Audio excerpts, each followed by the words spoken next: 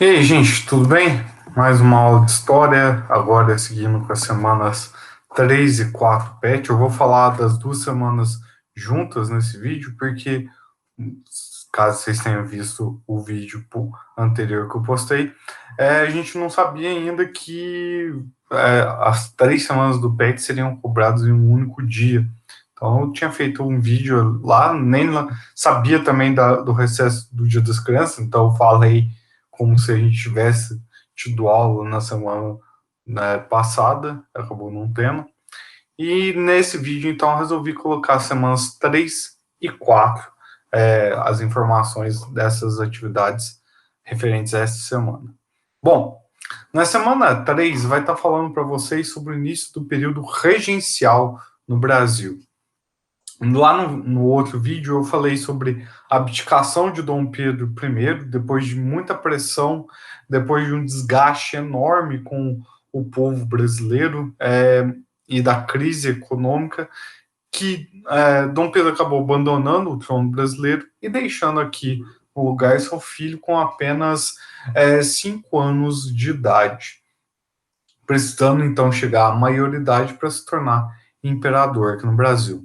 Então, esse período que vai de 1831 a 1840 é o período em que regentes, pessoas do Brasil, vão governar o país até Dom Pedro II chegar à sua maioridade. Alguém aí pode se questionar: nossa, William, mas você falou que ele tem 5 anos. E esse período regencial vai de 1831 a 1840. São só 9 anos, né? Só dá 14 anos aí na soma desses anos. Tá certo essa conta? Tá certo. A gente vai ver que ao final do período regencial vai ver o golpe da maioridade, em que vão acelerar a maioridade de Dom Pedro II. Mas até lá, isso vai ficar lá mais na parte final do vídeo. Bom, como ficou caracterizado esse regime regencial? Ele passa a ser, pela primeira vez, uma prova de que o Brasil realmente era independente. Era a primeira vez que os brasileiros realmente governavam o país, podendo decidir tudo o que acontecia aqui no Brasil. Alguém pode falar assim: mas Dom Pedro, aqui os brasileiros também mandavam. Mas ainda tinha uma ligação com Portugal. Dom Pedro ainda tinha uma ligação com um partido português presente aqui no Brasil. O período regencial não. Ele acaba definitivamente com isso. O período das regências pode ser dividido em duas partes. A regência trina, onde 3 regentes governavam simultaneamente, que vai de 1831 a 1834, e a regência una, onde apenas um único regente governou o Brasil, que vai de 1834 a 1840. Durante esse período da regência, o principal órgão político do Brasil passou a ser, então, a Assembleia Geral, que era formada pelo Senado e pela Câmara dos Deputados. Bom, havia também uma distinção política mantida aqui no Brasil. Se antes os partidos poderiam se dividir só entre Partido Brasileiro, que tinha uma característica liberal e outra conservadora, e Partido Português, agora a diversidade foi um pouquinho ampliada. Havia 3 grupos: os moderados, que na maioria eram pertencentes à elite agrária aqui do Brasil e eram defensores da centralização do poder em torno do imperador. Os restauradores, que defendiam a ideia de uma restauração de Dom Pedro I ao poder. E os exaltados, que defendiam a descentralização, maior poder às províncias aqui no Brasil. O Partido Restaurador ele vai perder um pouco da função dele quando, em 1835, se eu não me engano, se eu estiver falando besteira, eu corrijo nos próximos vídeos, da morte de Dom Pedro I. Dom Pedro I vence o irmão dele, Dom Miguel, lá em Portugal, assume o trono de Portugal, mas logo contrai tuberculose e acaba morrendo. Então, esse partido meio que vai ser englobado dentro das ideias dos moderadores, tá? Bom, o Partido Moderado, qual outra coisa que ele acabava defendendo? Ele queria preservar a unidade nacional, queria que o Brasil não se separasse e que os privilégios da classe já mandante fossem mantidos ali, ou seja, que se mantesse a escravidão, que se mantesse o povo isolado do processo de escolha de governantes aqui do Brasil. Então, é um partido que quer a manutenção das coisas como elas já estavam, tudo favorecendo a eles próprios. Já os exaltados, não. Eles queriam mudanças radicais. Eles queriam implementação do sistema federalista, que dava mais autonomia às províncias, substituir a monarquia pelo regime republicano e até mesmo acabar com a escravidão aqui no Brasil. O Partido Exaltado era formado mais por classes urbanas, funcionários públicos, autônomos, como médicos, dentistas, advogados, engenheiros. Então, eles tinham um olhar diferenciado sobre a situação do país. Tá? Bom, a regência, apesar de ser um governo dos brasileiros, não vai ser um governo fácil, até porque a falta de um governo centralizador forte gerou várias revoltas a nível providencial. É o que a gente vai ver na segunda metade do vídeo. Em muitos momentos, a regência não passava confiança para o povo brasileiro que ela pudesse carregar o governo ali. E, em meio a essas crises e revoltas, é que foi criado pelo regente Padre Feijó a Guarda Nacional. O Brasil não tinha dinheiro para montar um exército, e não tinha nem tempo para montar um exército. Montar um exército é uma coisa que demanda tempo, demanda ali um trabalho a ser realizado. Então, qual foi a ideia do Padre Feijó? Dar esse comando militar a ricos fazendeiros, que ganharam títulos de coronéis da Guarda Nacional. O título de coronel para um rico fazendeiro fazia com que ele ganhasse certo poder na sua região, controlando a população local. Foi dessa forma que vários movimentos aqui no Brasil acabaram sendo abafados. Entretanto, essa questão do coronelismo, esse fenômeno que vai surgir aqui no Brasil a partir dessa data, ele vai perdurar no Brasil por mais de 100 anos, ou seja, vai entrar Dom Pedro II, vai cair a monarquia e o coronelismo ainda vai ser uma coisa frequente até pelo menos 100 anos depois. Isso quer dizer que acabou? Não. Até hoje no Brasil existe alguns casos de coronelismo regionais aí que acabam explorando a população local.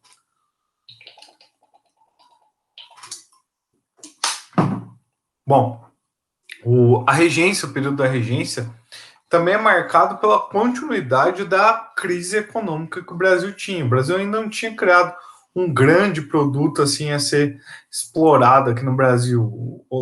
Até os ricos fazendeiros, que a gente fala, eram ricos fazendeiros que produziam bens comercializados dentro do Brasil. Ou seja, faltava algo para estabilizar a situação econômica do Brasil. E por conta disso, a política de austeridade que o Brasil tinha de controle sobre as províncias acabou gerando várias revoltas regenciais que a gente fala. A primeira delas que eu gostaria de destacar é a cabanagem. A cabanagem acontece no Pará por conta da revolta da população ribeirinha e tinha como causas diversificadas. Os chamados cabanos, que podiam ser entendidos ali como índios, mestiços, na grande maioria, e os integrantes de uma elite local, comerciantes e fazendeiros, se uniram contra o governo regencial nessa revolta. O principal objetivo deles era a conquista da independência da província do Grão-Pará em relação ao Brasil. Eles pretendiam obter melhores condições de vida com esse movimento, principalmente no que diz respeito a trabalho, moradia e comida. Já os fazendeiros, eles não queriam tudo isso, não, mas eles queriam pelo menos uma autonomia para o governo do Estado. No início de 1835, tropas do governo federal, junto com coronéis da Guarda Nacional, acabaram abafando o movimento, recuperando a cidade de Belém e prendendo boa parte do movimento. Muitos acabaram indo para o interior, sendo que essa revolta então se arrastou até meados de 1840, quando aí sim o movimento foi totalmente abafado. A revolta termina sem os cabanos atingirem seus objetivos. A gente vai notar uma coisa nessas revoltas regenciais. Primeiro, ela sempre começa com uma liderança dupla, tanto da elite quanto do povo. Assim que a participação do povo vai crescendo, a elite cai fora. E quando a elite cai fora, as tropas regenciais, o exército, cai matando em cima, porque a elite se preservaria a partir desse momento. Já movimentos que são liderados o tempo todo pela elite tendem a terminar em um acordo relativamente pacífico, como é o caso dessa segunda guerra que eu vou falar, que é a Guerra dos Farrapos. A Guerra dos Farrapos acontece no Rio Grande do Sul. Foi talvez um movimento desses regenciais o mais longevo, porque ele vai perpassar a regência, ele vai entrar alguns anos dentro do segundo reinado, e as causas são as mais diversificadas possíveis. Havia um descontentamento político em relação ao governo regencial brasileiro e depois contra o governo de Dom Pedro II. Havia uma busca por melhores condições de comércio. O Rio Grande do Sul era grande produtor de couro, carne seca, e o produto brasileiro, pelo montante de impostos que tinha que pagar para o governo central, acabava deixando o produto mais caro do que os produtos que vinham da Argentina e do Uruguai. Isso fez então com que os gaúchos se revoltassem e tentassem a independência da região. Chegou-se a fundar a chamada República do Piratini, e também a República Juliana em Santa Catarina, liderados ali por Giuseppe Garibaldi, um italiano que vai lutar também no processo de unificação italiana, e só a partir de 1845, diante de várias vitórias do governo imperial, liderados pelo então Duque de Caxias, é que chegou-se a um acordo. As autoridades locais seriam trocadas, todo mundo envolvido na guerra seria anistiado, ou seja, seria perdoado, não teria sua prisão decretada. Entretanto, todos eles deveriam compor o exército federal, com exceção de Bento Gonçalves, grande líder do movimento, que acabou preso por um tempo e depois foi libertado. Além disso, o governo brasileiro passou então a taxar, ou seja, a colocar vários impostos em cima dos produtos que vinham da Argentina e do Uruguai, para deixar o charque brasileiro com um nível de concorrência melhor.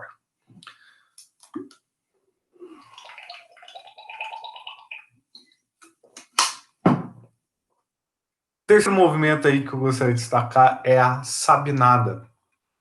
A Sabinada ocorre na Bahia e, diferentemente desses dois processos onde eu falei que pelo menos em um deles teve, pelo menos em algum momento eles têm liderança da elite, a Farroupilha é inteira da elite, tá? Por isso que chega a um acordo no final, e a Cabanagem, pelo menos em algum tempo, tem a elite ali nas lideranças. A Sabinada na Bahia, ela acaba sendo integrada por membros da classe média e até por escravos e ex-escravos. Então isso já denota aí uma questão mais popular envolvendo a Sabinada. Quais são as causas dessa revolta? O sentimento de que a regência não olhava mais para o Nordeste, lembrando que o Nordeste está em crise econômica desde a época que o açúcar perde seu valor. As autoridades nomeadas pelo governo regencial na região, elas acabam se desentendendo com a elite local, e o estopim foi quando o governo regencial, até para abafar as revoltas, que tanto da cabanagem quanto da farroupilha, começam a obrigar o recrutamento militar na região. Quais eram os objetivos desses revoltosos? Eles queriam mais autonomia política e administrativa para a província, queria a suspensão da obrigatoriedade do recrutamento militar para a região. Entretanto, como era um movimento liderado pelas classes mais baixas, acabou de forma extremamente violenta, com cerca de 2.000 mortes e mais de 3.000 presos, sendo que alguns deles foram até mesmo executados para servir de exemplo em praça pública. O movimento foi acabar em 1838 e teve início em 1837, tá?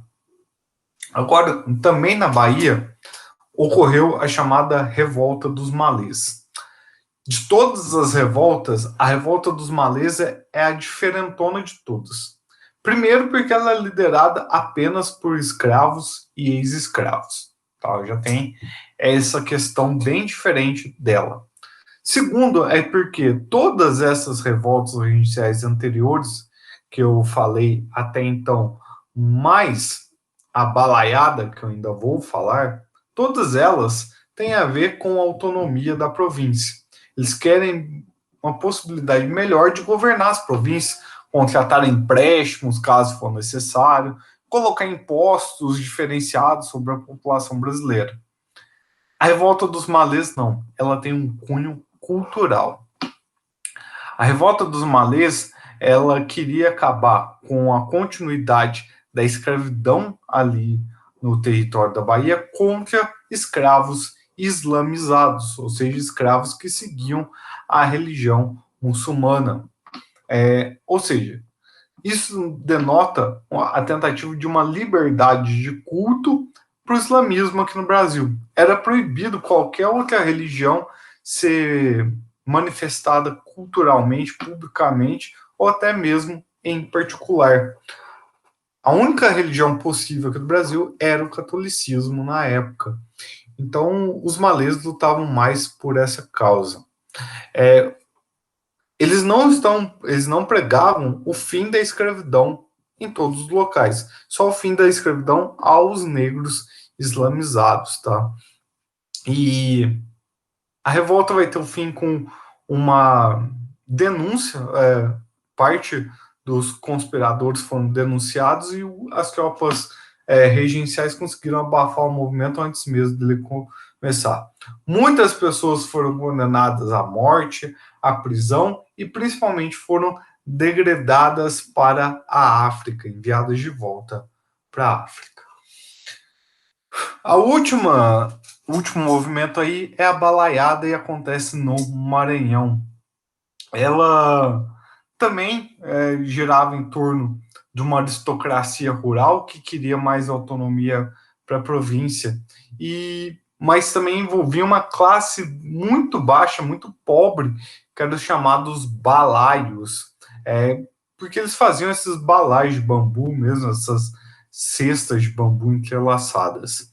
A partir do momento que o movimento torna-se mais popular, a elite cai fora e deixa os balaios sozinhos. Qual que era o grande objetivo aí desses balaios? Conseguir autonomia da província. Como ela vai terminar? De forma extremamente violenta, com cerca de 20.000 pessoas sendo mortos durante o conflito.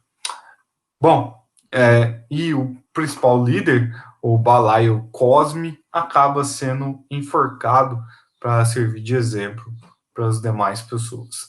Bom, diante de tanta revolta regencial, algumas pessoas entre os partidários do partido moderado perceberam que, se continuasse essa situação, o Brasil se separaria por completo, assim como aconteceu nos países da América Espanhola.